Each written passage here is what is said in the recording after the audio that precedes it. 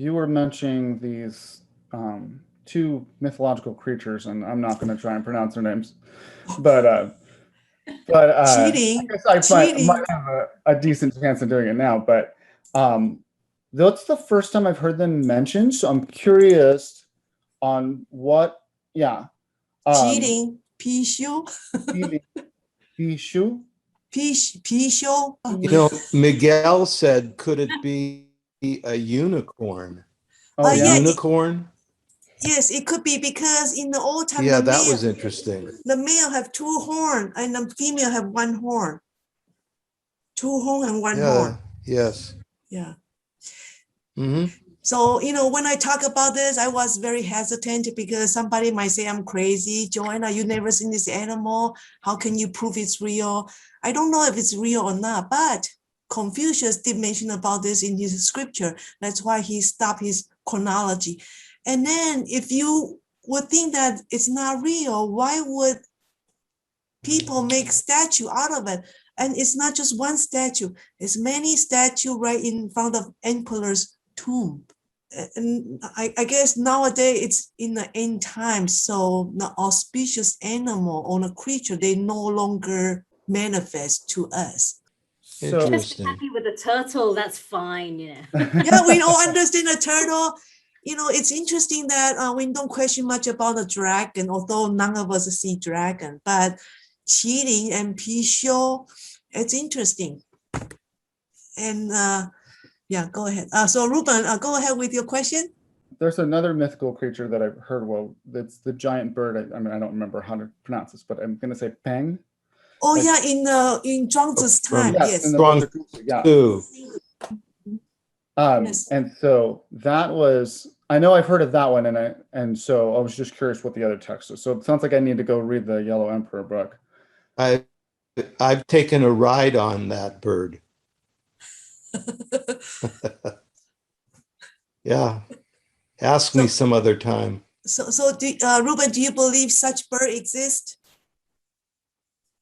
I believe that ancient texts have creative ways of explaining things that maybe they didn't have words for at the time. Mm-hmm. That's what I think. So how do you explain something that you've never seen before? You would try to explain it with things you have seen. Mm-hmm. And I think that the use of mythological creatures has been a pretty common use in all spiritual texts. So like they even have mythological creatures in the Bible. It's very common. It's a very common thing. But go ahead. I want to point out to you that this mythical creature, I think it's not really mystical because it's mentioned in Confucius' text. In Confucius' teaching, he never mentioned anything about miracle. Everything he say it's very factual. He will only describe what he see. His teaching is very plain, very old-fashioned. Nothing super about it. That's Confucius' teaching. But this mystical animal appear in Confucius' teaching. I think he has his credibility. So you're saying that since Confucius didn't use the mystical to try to explain his points, he was very factual. Yes. But that's appearing there that would mean that he would have had to physically have seen. Correct. Yeah, so here I want to point out to you, this word yu, because yu can have 2 meanings, number 1 and number 2. So in terms of a Tao Te Ching translation, it will be just easier to use elephant. It will be more difficult to describe number 2 because there's so many words that you need to use. So Ruben, you are right. That's my point about Confucius. He always mentioned about something factual, and the fact he mentioned about it in his teaching or his text, I believe it's a factual creature. If it's in Bible, probably not. But Confucius' teaching usually, I should say that Confucius' teaching has not been altered at all, unlike Bible. Like creatures like like the story of Peng. I'm probably saying that wrong. Someone want to correct my pronunciation? Peng. of. And was that the bird that flew through the solar system? That's the one. Yeah. You know, in the Shuangsu? I think it's the first. It's the Yeah. first story. So that sounds like that creature could have been a metaphor because it was Yes. common for Chuangzi. Yeah, as you can see that Zhuangzi used a lot of metaphor. Yes. Right. Mhm. But since Confucius was not to use metaphors, that he must have been speaking factually. Interesting. Mhm. That's Yes. really interesting. Yes, yes. Peter, you have a question? Oh, I want to comment that the mythological creatures you describe is a fascinating topic to talk about because we don't see them in our daily ordinary life. I like to read about them. The Greek mythology also has many of these very mythological, mystical creatures like the ones that the Chinese, you described just today. The Greek creatures are a little different from the Chinese creatures, but they are still very strange and they look like they're out of this world. Also, the Bible, if you read the chapter of Ezekiel, has many of these very strange looking creatures Oh. because Ezekiel was a prophet that wrote this book in the Bible, and it's Ezekiel, and he saw some creatures kind of like the ones you described. Mhm. And he describes them very clearly in his writing. To me, it sounds like he saw UFOs because he wrote down that he saw this cloud up in the air that was very bright and was shining like this silver thing shining up in this great big cloud up in the sky, and that this silver cloud suddenly landed on Earth, and uh, out of this cloud that landed on Earth came out some of these creatures that look like the ones you described. Mhm. But he described them differently because they're different. Maybe Ezekiel saw them his way. What he saw is a different person from Confucius. They are made up of different animals Yes. put together, and they look like this big great thing, and they probably gave him good luck too. They were very auspicious creatures that were teaching him something new, something amazing. They come from God. So the Western and the Chinese culture shared this same similar view that there is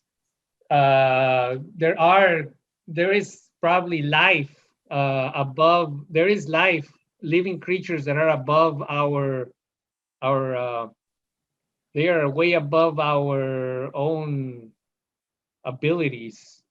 They're probably, there are creatures out there that are very amazing. So I want to comment on Peter said we were talking about, and I'm going back to what I was saying before. It's the limits of language. Okay, so if you were living, if this is before we started studying the universe, this is thousands of years ago. It's 500 BC. Okay, and you saw a comet enter the atmosphere, and no one's ever thought about things being what a comet is. There's no word for comet. There's no astronomy's never been invented.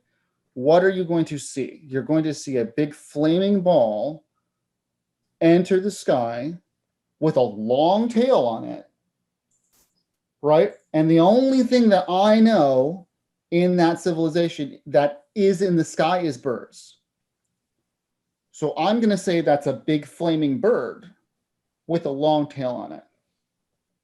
And that's the exact description of the phoenix. Hmm. It's the same thing.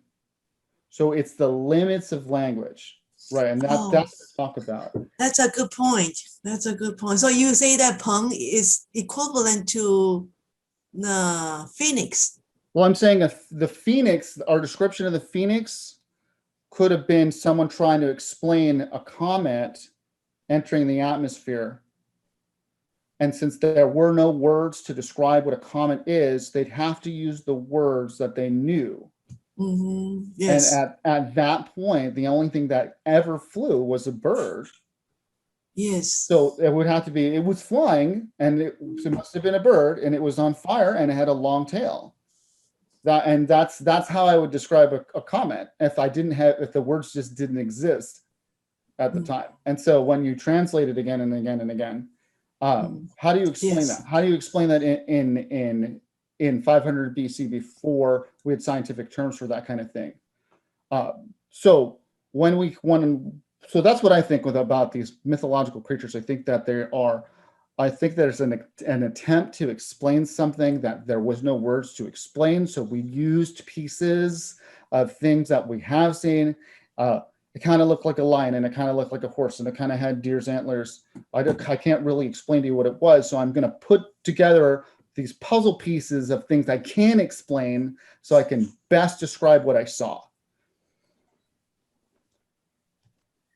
Or at least that's my own personal interpretation of it. And I like that idea because that means that I can put a scientific connection to the explanations. The same thing. And then we put there's this common, I'm not going to go into UFOs too much, but just a tiny little bit. But there's this common thinking that if I had something that came down from the sky, and let's say it was a rocket ship landing, okay, and it's 500 BC. I got no words. I have no idea what a rocket ship is. We've never had a plane. I don't know what space is. So I'm going to say it's something came down from the sky. It was indescribable. It was blowing smoke. It could breathe fire, right? And it flew. Well, that sounds like a dragon. That's a dragon, right? It's the same description. That's the same thing. It's the limits of language. And so that's why we have different interpretations between these different mythologies. They're trying to describe the same thing, but they're building it with pieces of things they can describe. But there's also maybe strange creatures, Ruben. Strange creatures that, like Loch Ness. I mean, it's possible. It's certainly possible that an ancient dinosaurs possibly have survived, over time, and that there have a few instances where people have seen some very strange things that actually do exist, possibly. Well, we have proof of that too. So a lot of people forget crocodiles have not evolved in thousands of years. They are dinosaurs. Crocodiles are dinosaurs. People don't know that. They haven't changed since the they'd say birds are dinosaurs too. Dinosaurs. The birds have evolved, Right. So that's true too, right? Like the T-Rex, and any other raptors, they evolved to become birds. In fact, currently, like just in the last year, there was a scientific study to reverse engineer birds and turn them back into raptors. Right. And they were actually able to do this, but they didn't let them hatch. They were able to reverse engineer chicken eggs and turn them back into raptors instead of chickens, while still in utero, while still in the egg. So it is really the evolution that it changed. And there are definitely creatures that existed that don't exist now. Like I said, there are dinosaurs that walk the earth, like turtles, crocodiles. What's the Komodo dragons? Another good one. Right, unevolved creatures that have lived for thousands and thousands of years. Chameleon. What about chameleon? A chameleon is a form of dinosaur too, right? Yeah, actually, a lot The of animals we have monster with dinosaurs. Yeah, so there's definitely things that people have seen that there weren't words for. Okay, just because we have a way to catalog them now doesn't mean that there was a way to do it back then. And so you get these pieces. That's why a lot of this, like I'm starting to repeat myself, so I'll wrap up. But